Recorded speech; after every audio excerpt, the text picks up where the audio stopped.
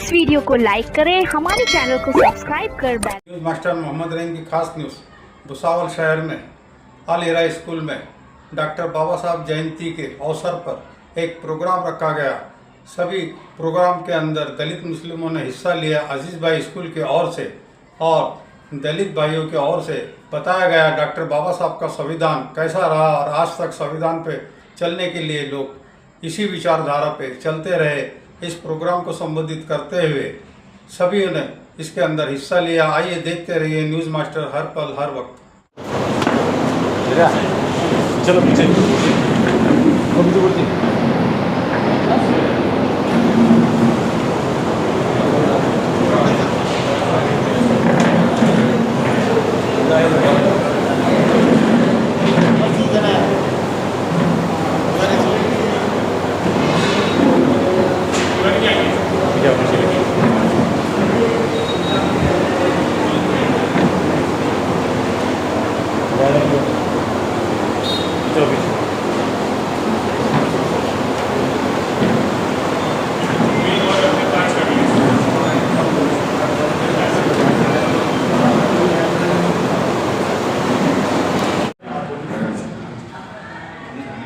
आइए, हमारे दरमियान एक ऐसी मोहतरम शख्सियत मौजूद है कि जिनके बारे में आपने देखा है कि लिखा गया है कि founder and president FLH trust के हैं।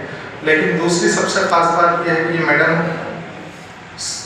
साबु सिद्दीक कॉलेज मुंबई के प्रिंसिपल हैं और उन्होंने PhD की है। AI में ही उन्होंने PhD की डिग्री हासिल की है।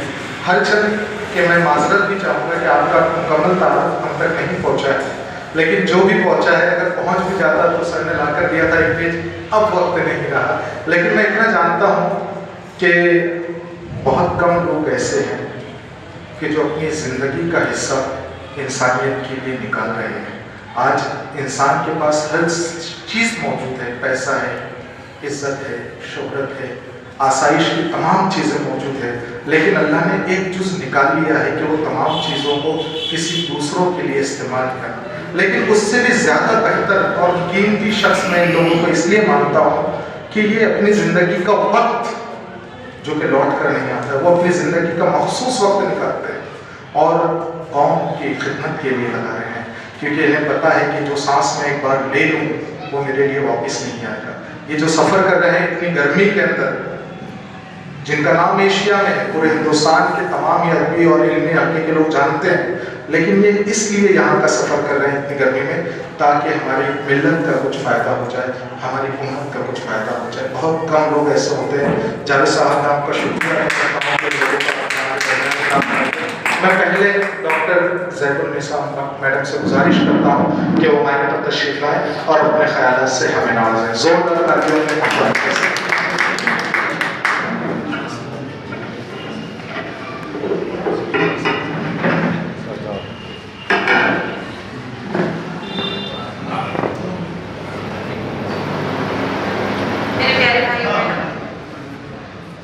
हमारे मौसम मेहमान, देखिए आज हम सब यहाँ जमा हुए हैं और आज के इस मौके पर हमने अम्बेडकर जयंती के नाम पर जो आज किया है, सबसे बड़ी चीज़ तो ये है कि हमें संविधान बचाने की बहुत ज़रूरत है। जो बाबा साहब ने हमें संविधान दिया है वो सिखाता है कि हर एक इक्वालिटी पर है, कोई छोटा कोई बड़ा नहीं। हम भी बड़े, हम भी आप लोगों की तरह ज़मीन पर रहने वाले लोग। तो मुझे ये कहना है कि हमें संविधान बचाना है। और अभी रिसेंटली मैंने ज्वाइन किया है समाजवादी पार्टी को, जिसमें अखिलेश जी का मेन मुद्दा ये है कि पीड़ित, दलित और माइनॉरिटीज़ के लिए काम करना है, क्योंकि कहीं ना कहीं पीड़ित, दलित और माइनॉरिटीज़ के साथ सही नहीं हो रहा है। संविधान में जो है उसका उनको हक नहीं मिल रहा है, उसके लिए हम लड़ रहे हैं। और मैं आप सबका शुक्रिया अदा करती हूँ कि आपने हमें यहाँ बुलाया और आप सबने जो ये हंगामी मीट रखा है उसका कुछ ना कुछ फायदा जरूर होगा। Thank you. वो अगर चाहते तो अभी देखो सब फॉरेन में रहते, थोड़ा सा इल्म हासिल करके चले, अमेरिका चले, इधर चले। उन्होंने बोले कि मेरे को देश की खिदमत करना है और देश की खिदमत के लिए सबसे बुनियादी मैं समझता हूँ कि आज की इस मीटिंग का मैसेज हम लोग लेकर जा सकते हैं। हमारी जो ऑर्गेनाइजेशन है एसोसिएशन ऑफ मुस्लिम बंद करते हैं, कोई भी देर बोलना है और बंद कर देते हैं। तो हम लोग की operation association of Muslim professional उसका बुनियादी मकसद ये है कि एजुकेट हो जाओ, ऑर्गेनाइज हो जाओ। हम अभी एजुकेट तो नहीं है, लेकिन ये बहुत बहुत शुक्रिया भाई मौजूद साहब।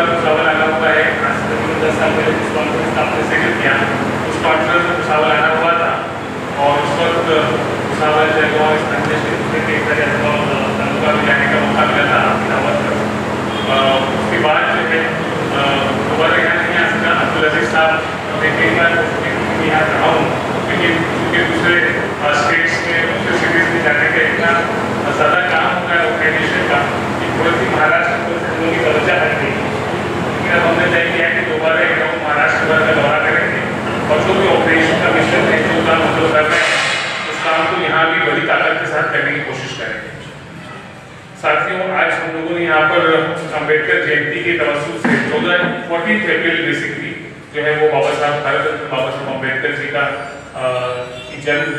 जन्म दिवस है और उस लिहाज से पूरे मुल्क में जो है अम्बेडकर जयंती बड़े जोशो खरोश के साथ मनाई जाती है।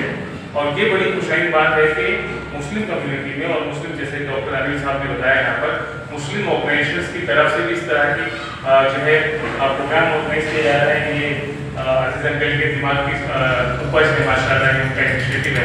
ये अपने आप में बहुत खुशहाली बात है मुल्क की। इस तरह से मुस्लिम समाज में जो है बाबा साहब की जयंती अवसर को मनाने की कोशिश शुरू की। और जो एक कॉन्स्टिट्यूशनल फ्रेमवर्क में बात करने वाला जो तरीका होता है, जो अप्रोच होता है, उस तरह से बात करना मुस्लिम कम्युनिटी ने भी सीख लिया है। थोड़ा वक्त लगा है उस बात को सीखने में, बहुत मार खाना पड़ा है, बहुत नुकसान सहना पड़ा है। उसके बाद इस तरह की बातें जो है कम्युनिटी करने की कोशिश कर रही है।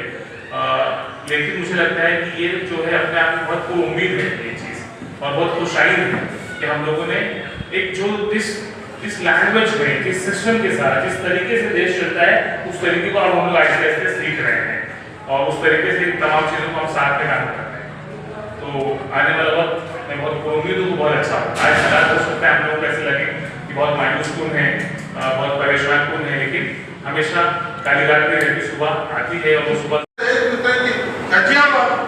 मगर जब चुन के आओ तो सरे और जो चुन के आया उसकी आप मदद करें। अगर हमारे यहाँ ऐसा होता है 5 साल तक कोई क्षत्रिय नफरत तो उसके खिलाफ हो रहा हो। अब ये काम किसका है? ये काम है NGO, ये सोसाइटी का काम है कि आप उसको नफरत को दूर करना सिखाओ। जैसे हमारी सोसाइटी है अभी सिंधी लिया, सिंधी के अंदर एजुकेशन लिया है, वहाँ पर हमारे साहब ने अभी वहाँ पर 30 औरतें जो है सिलाई मशीन सीख रही है। बच्चे जो है जूनियर KG सीनियर KG को वहाँ पर चैरिटेबल हॉस्पिटल चल रहा है। ये काम जो है सोसाइटी का है। अगर ऐसा नहीं है, हमारे सलीम साहब बैठे, हमको शर्म आना चाहिए। 1.5 करोड़ की जायदाद उन्होंने वक्फ कर दी। काय के लिए वक्फ की? आपके बच्चों के लिए। या कॉलेज में उनका अंजाम क्या है? हम सिर्फ देखते रहते। मैं बोला, मैंने वहाँ पर जाके बोला और इंडिया मुस्लिम प्रेसिडेंट कि मैं अगर तुम मुझे बनाना चाहते तो यहाँ पर एजुकेशन सिस्टम दुरुस्त करना है। उन्होंने बोला बिल्कुल। मैंने ठीक, ये वादा है तो मैं आपका प्रेसिडेंट बनता हूँ। मैं ऑल इंडिया लेवल पर वहाँ पर प्रेसिडेंट बन गया और प्रेसिडेंट का क्या हुआ? ये हुआ कि वहाँ पर उन्होंने मुझे बुलाया और बतलाया जो अलीगढ़ करके एक मुकाम है, वहाँ पर जो है एक ही आदमी मौलाना ताजुब की बात की, एक आदमी ने अपनी जिंदगी में चेंज कर दिया। और क्या किया? वह BMS वाले, बाजू में यूनानी फैक्ट्री, उसके बाजू में MBA कॉलेज, उसके बाजू में LLB कॉलेज, उसके बाजू में मुर्गियों पालन लाइफ, उसके बाद में एग्रीकल्चर का 10 कैंडिडेट्स आते हैं और कौन हासिल कर रहे हैं? बेफिक्री से गरीब लोग हासिल कर रहे हैं।